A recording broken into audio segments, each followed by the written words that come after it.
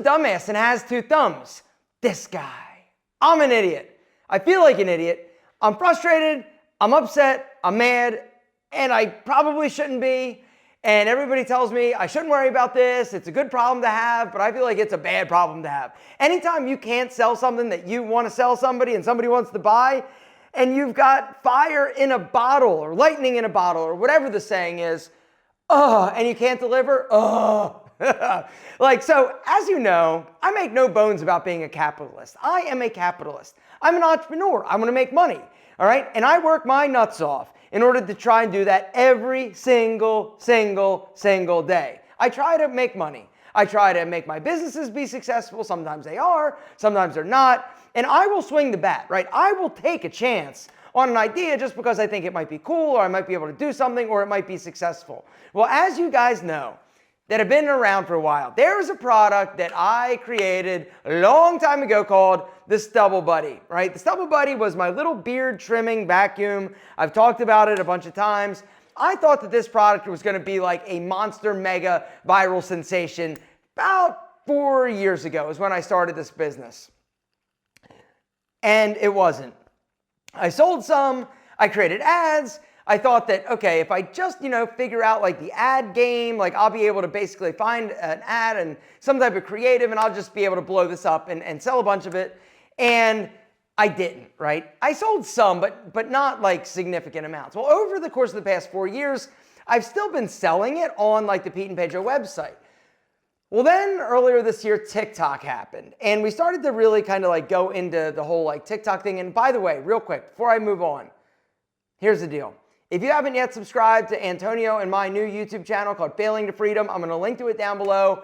Those episodes are amazing. If you like a more casual, kind of down-to-earth approach to YouTube and to videos and to life advice, you guys should subscribe. It is awesome. It's just basically me and my buddy hanging out talking and talking about some of the lessons we've learned over our illustrious entrepreneurial careers and life. Sign up. Go turn the notification bell on. It is an incredible, incredible channel. And I think you guys are going to get some real value from it. Also, that was it. Actually, I just wanted to tell you that. Oh, if you have a business question, down below, start it with question and ask your question. I'm going to talk a little bit, but then I'm going to get to your questions. And that's one of the things that I want to do on this channel and with these videos is answer your specific business questions. Last week, we had a few. I'm going to get to them, but I need more. I need more good questions so that I can basically give you my opinion and knowledge for free, because whatever. Anyway, so here's the deal. Back to the Stubble Buddy. So as you guys know, it was Black Friday, Cyber Monday, and that whole thing, right? Well, about a month ago, something happened. The Stubble Buddy started to freaking explode on, actually, let me back up for a second. Earlier this year, I did a video on TikTok, and the Stubble Buddy basically took off, and we started selling some. We sold out of our inventory. We had about like 2,000 units. And I'm like, shit, this sucks, right? I hate being out of inventory. And so why don't we do this? Why don't we order like 15,000 units and then try to get the engine rolling again? Well, for the majority of the year, I would say for probably like 6 or 7 months, we had this inventory and it just was like, it was moving. We were moving like a few hundred, a week, nothing like crazy. And I'm like, shit, like I couldn't figure out that mechanism again. And then, long story short, about a month and a half ago, a few people did videos about the Stubble Buddy and it freaking took off. It took off so bad. Like, here's the deal. The craziest shit, I'm going to tell you, I sold 15,000 of these Stubble Buddies in the span of like 5 weeks. 15,000 at $28 a piece. Literally like $420,000 worth of Stubble Buddies in about 5 weeks. It went crazy viral for us. And I was so excited because I knew that this was a great product. I also knew that this was a great product that you could very easily see, how it works, how it helps. Well, something interesting happened. You know who bought it? Women. 98% of the people that bought the Stubble Buddy in the past 5 weeks, women. Buying them for their man, buying them for their boyfriend, buying them for themselves, buying them. They went crazy. What did I learn? I learned A, it's a viral product that can absolutely crush it. Number two, what did I learn? I learned that women are the market for this product. I was doing it wrong. I was going after men thinking, oh, men want to be cleaner. Men want to clean up this thing. No, women want their men to be cleaner. Women are also, if I'm being honest, better customers than guys a lot of times, all right? There's a lot of reasons for that, which I will not go into right now, but I found out that women love this thing. I sold 15,000 in literally like 5 weeks. And so all of a sudden, like we start like just it's like we were giving them away. And I'm like, oh my God, this is amazing. Literally like the week prior to this like exponential rise, I was thinking, I'm like, all right, I'm going to discount these things. I'm going to give them away as free gifts because I had a lot of inventory. And like we talk about often, if you've got inventory sitting on the shelf, that is dead dollar bills sitting on the shelf. You got to get those dollar bills flowing and off the shelf so you can use that money. Well, like literally before this whole viral thing happened, I was thinking about giving these away as free gifts. I had a lot of inventory. I had like, 15,000 units in stock. And then it went viral. And I'm like, oh my God, like, is this going to keep going? And it kept going. It kept going. It kept going. And so what did I do? I'm like, oh my God, like, I don't want to run out of these things. I need to order more. And so I made the call. I placed the order. I ordered like 5,000 more of these things. But unfortunately, it was going to take them like 6 weeks, 8 weeks in order to basically make these things and ship them to me. And so I'm like, all right, I still have a lot of inventory. I'm not going to sell out. Like I'm good. I just need to get an inventory order placed. Because one of the things for me, and this is just one of the things, if you've got something that you're selling that's on fire or your number one product, you don't want to run out. Now, running out isn't the worst thing in the world. All right, let me ask you a question. Is it worse to have too much inventory, never sell through, or run out, have to reorder, and start the sales process over again? Honestly, it's better to have the problem that I'm having, which is I ended up selling freaking out of these things, than having too much inventory. But we started selling, I placed an order, and then Black Friday and Cyber Monday hit. I sold freaking, and for every one that I was selling on TikTok, I was selling 2 on Amazon. For every 2 I was selling on Amazon, I was selling 1 on my website. I was literally just watching Stubble buddies just rolling. Like I was just like, refresh, buddy, all women, which was a new audience that I really hadn't been thinking about. I also wasn't really focused on selling to them. And so the fact is, I sold out of inventory. And as we speak right now, I've been out of inventory for about a week. And I am so incredibly frustrated that I won't have inventory until like the new year. And so literally, I am sitting on my hands knowing that there is a huge viral market there was. I don't know if it's still going to be there. I'm banking that it will be back or I can get it back in the future. But I can't tell you how much of a dumbass I feel like I am because I didn't have more inventory. But everybody tells me, no, you couldn't have planned this, right? Well, here's the deal. Now that I know that it's possible, can I do it again? Can I do it bigger? Do I risk it? Do I go all in? Or do I systematically place orders on a monthly basis so that I always have inventory coming in? This is one of the things that I'm dealing with right now that I'm trying to figure out. Now, I just wanted to share because I cannot stress to you how frustrating it is to have something that finally, I've never had a product do this. I've never had a situation like this. And as an entrepreneur and somebody that's had over 20 businesses throughout my career, to have it finally happen and then not to be able to basically fulfill orders or even take people's money that want to give it to me, there is nothing more frustrating than that. And so I feel like a huge dumbass. I'm upset, but I know there's some of you that are like, you're an idiot, like, poor you. And I'm not saying that. I'm just letting you know that from an entrepreneurial perspective, when you work really hard your entire entrepreneurial life, trying to develop something that people want, when it finally hits and when you find something that goes viral and you can't keep it going or you can't sell it or you can't get new inventory in fast enough, it is incredibly frustrating. I mean, I think about it. I'm like, all right, like I sold, almost $500,000 worth of these in like 5 weeks. What could I have done if I had the inventory over the next 4 weeks of the holiday season, some of the best shopping time of the year? Could I have made this $1 million product? something that I worked on, that I believed in, that I thought was awesome, people now realize that it's awesome and see it and want to buy it and I can't sell it? Really? Universe? Thank you. Anyway, that's what I'm dealing with. Poor me. I know. I'm a pace. Whatever. I'm just telling you something that I'm dealing with that's incredibly frustrating. Super frustrating. I'm also possibly getting sued again. Maybe I'll tell you about that another time. That's also like, you thought the other lawsuit was stupid? Like, buckle up. Like, buckle up. This one takes the cake. Anyway, I love you. And I just wanted to say, hey. I also want to answer some of your... I'm frustrated, if I'm being honest. You knew that. I just feel like such a dumbass. Anyway, you're not a dumbass, and that is why I want to get to some of your business questions. You guys are awesome. If you've got a business question down below, start it with question and ask your question. Each week, I try to get to a few of them. All right, here we go. It says... This is from our friend Chad AB12. He says, question, if you could go back and talk to the version of yourself that was in the middle of your bankruptcy and starting over, knowing what you know now, what would you tell him? I'm 35 and was laid off from my comfortable corporate job this summer. It's been discouraging looking for jobs, but I've been busy busting my ass building additional revenue streams. However, none of them are where they need to be to support my family yet. I'm not in the same boat you were, but I'm definitely in the trenches. Thank you for your thoughts.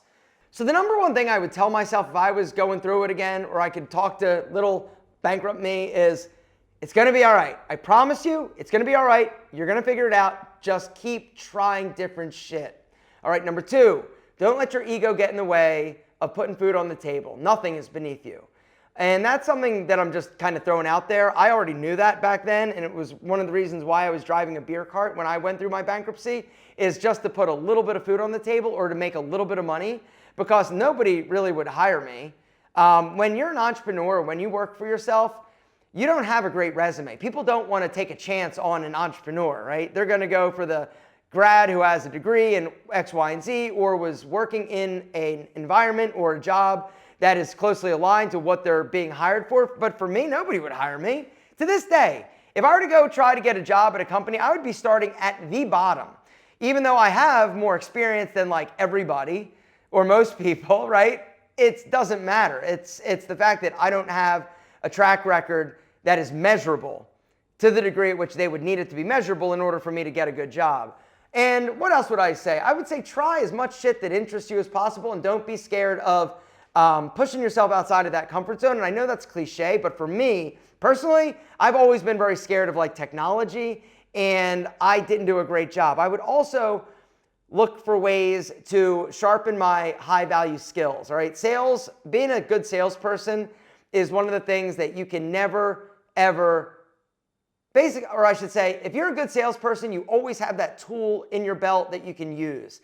If you can sell something, like if you can sell coffee, you can sell, t-shirts. If you can sell t-shirts, you can sell software. Like sales and being a good salesperson is one of the most valuable skills that you can possibly have. And you can use it in so many different ways that you don't even realize you are using it. Today, give you an example. And this was just a funny comment. What I was doing before this video, I was actually a docent, which is basically a house helper for the pilgrimage or a Christmas tour of homes here in my town, Marietta.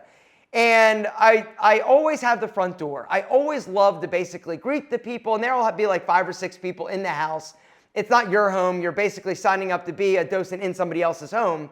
And you talk about the home, and you talk about the room that you're in, and you greet them and whatever. So I'm always trying to get the front door. I want to be the front door because I love greeting people. I love, signing their book. I love clicking the clicker to see how many people. And I love being the first experience that they get when they get into the room. And I bring it. Like, I bring the YouTube energy. I bring the engagement. I bring the friendliness. I bring the fun. And this is one of the things everybody always comments like, you're the best docent I've ever seen. Like usually it's like little old ladies like, okay, this house was built in 1987, right? And I'm like, come on in, get in here ladies, let's do this. And they love it. And it's all old ladies that do it. I also got referred to as McDreamy or Patrick Dempsey like 12 times today, which was not Not a compliment. Anyway, so it was fun. But one of the things that somebody said is, are you in sales? And I go, yeah, I'm in sales. They go, and this lady goes, you can tell. You are probably a great salesperson, aren't you? I go, I'm pretty good. And she goes, well, what do you sell? I'm like, I've got some internet business. She goes, really? You're not like in person? I'm like, I kind of make videos and stuff. And she's like, wow, you're an amazing salesperson. One of the best I've ever seen. Like, you would be incredible. And so, but sales is one of those things where you can use it in selling yourself. You can use it selling a product. You can use it selling anything. Sales is, like I said, one of the most beneficial skills you can possibly have. That's what I would tell myself, get better at sales. All right, now, next question. Thanks for the question, by the way, my friend. There was a question I had that, let's see, where are we? The next question comes from our friend Jimmy VTV. He says, great video, Aaron. Thank you. Question. If somebody is an entrepreneur and sole provider for their household, what do you recommend to get self-employed medical, dental, and vision insurance to cover your family? Don't ask me about insurance. Insurance sucks. It's also expensive. The open market is terrible.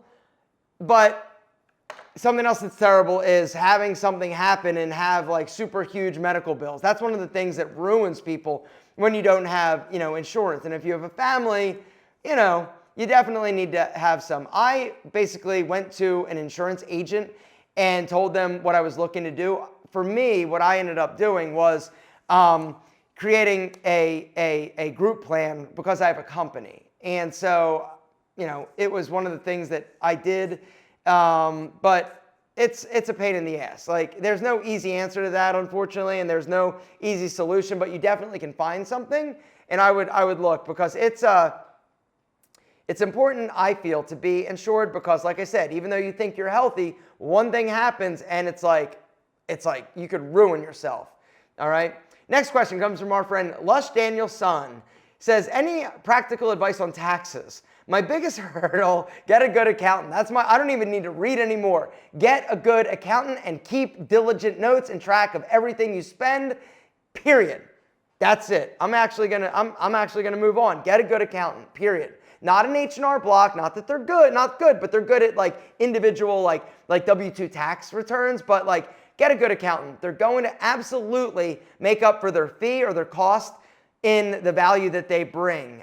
You don't even know, setting up like a defined benefits plan is important. Let me just ask or read some of your other, my biggest hurdle so far, the tax, I can't figure out how to most.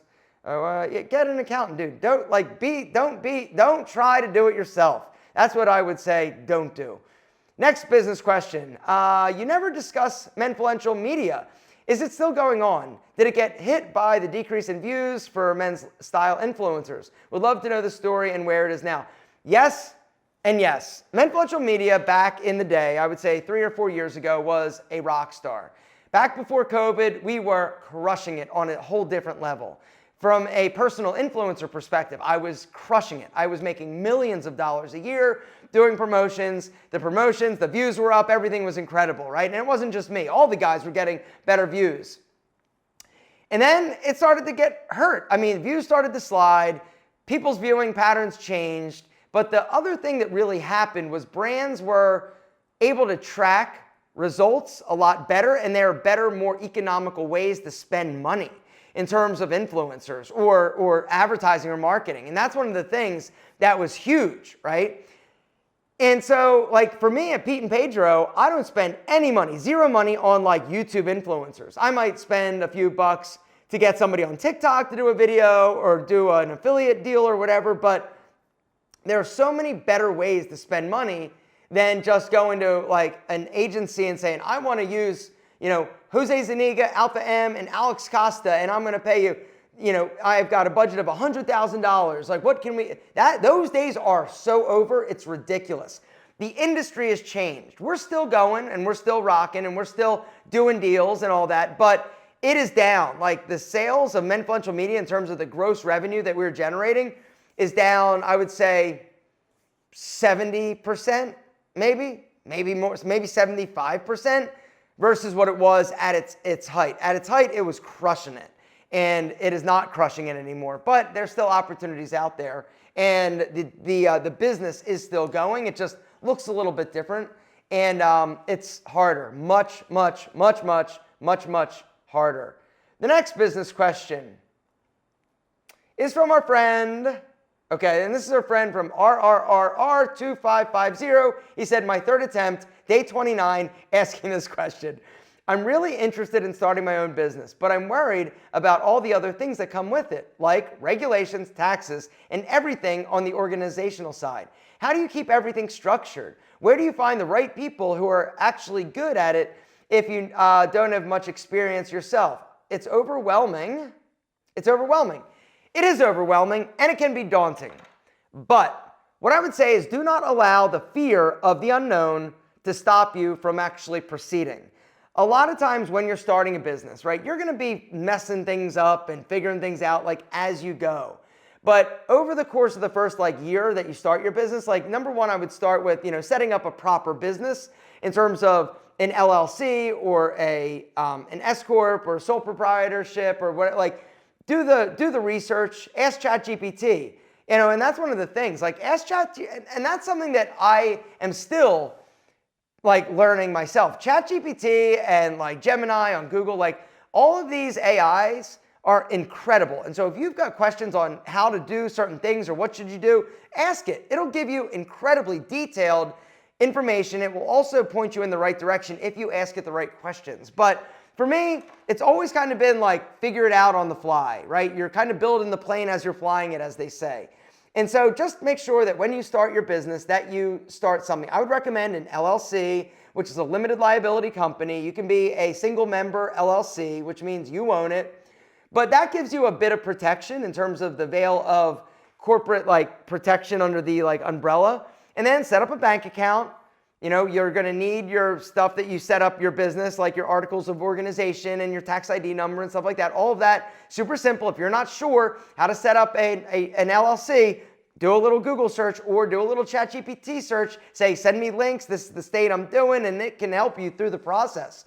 Set up your bank account, keep track of everything, and then as you're going, look for help, right? Look for people that are experts, accountants. Hire one once you start making some money. It's one of those things where you've got time. It's not like you start a business and you don't do something right immediately and all of a sudden you're in trouble. It doesn't work that way. The other reality is that you're not on people's radars. So even though I'm talking about things like, oh, I'm getting sued again, right? Or somebody's mad at me about this or that, understand that once you get bigger, you'll become a target, which is, the good thing. But when you're small, nobody's paying attention to you. Nobody's looking at you. If you're starting your business, and you're even talking about expenses, you can take some of the expenses personally, but I would recommend setting up a corporate structure immediately and starting that way. But all the other skills you can basically hire. Do not get into the mindset or make the mistake that a lot of people make, including myself, of giving people equity in your business because you don't want to pay them for something that you should be paying for. Meaning, don't go to your accountant and be like, hey, I don't have any money now, but you want to be part of the company, I'll give you 5% equity. Or I don't have a web developer now, so do you want part of the company? No, you should save up, figure out what you need to do, but those tasks and those skills are something that are a dime a dozen. You don't need any special person or any special super secret skill to make it work. Those people, don't give them equity, just pay for them. But get started. That is the number one thing that is holding you back right now, and that is the fear of the unknown. Next question. I'm flying with these bad boys. If you have a business question, like I said, ask it. Down below, start it with question. Wait, do I have more questions or no? Is that it? Shoot. Is that it? Dude, yeah. What? Hold on. Yeah. I hate it when I don't have enough questions. I need more questions, people. That's what I need. If you have a business question, down below, start it with business question or just question about life, about me, about business or whatever, and I will be happy to answer them. But just don't ask me when I'm getting more Stubble Buddies in, because that's a sore subject. Seriously? Seriously. I actually do know. I just sent the wire. I'm flying. And that's one of the other things you have to realize. When you have a shipment coming in from overseas or wherever, you can get part of the shipment. You can basically pay more to have part of it flown over. so that you don't have to wait like 2 months or a month for it to be shipped over on a boat. You're going to pay a little bit more, like per unit, maybe an extra $1, but it'll allow you to kind of get that sales machine going again. The other thing that you can do and that you should do when you do sell out of a product is make sure that you have some way to capture the people that are interested. Like, hey, we're out of stock now, we're going to be back, sign up to be notified when we get new inventory. All right, this is something simple that you can do. Most Shopify websites have this ability when something is sold out. And so it's just important, because if you don't, like, you're never going to be able to touch these customers again, or you're going to have to work really hard and spend a lot of money in terms of marketing and advertising dollars in order to get back in front of these customers. And so we'll see what happens. I'm going to be out of the Stubble Buddy for a few weeks. Is it going to kill all momentum, all progress? Probably. I'm assuming it will. But I am confident that I am smart enough and my team is awesome enough that we'll be able to figure out the same thing that we did this time, try to get the machine rolling again, and get the buddy in the hands of the people that need it, which are apparently women. Gentlemen, that's where I'm going to wrap things up. If you have a business question, down below, start it with question and ask it. And if you haven't signed up to be notified when we drop new videos, as in subscribing to the new YouTube channel that I started with my buddy Antonio Centeno called Failing to Freedom, where we help you reach freedom through the process of our failing, because there isn't success without it, honestly. And the sooner you get your head around that and understand it, the better off you're going to be. But it doesn't mean that you can't learn from boneheads that have done it before. I would be one of those boneheads. Gentlemen, you're amazing. Thanks for watching. I'll see you next week.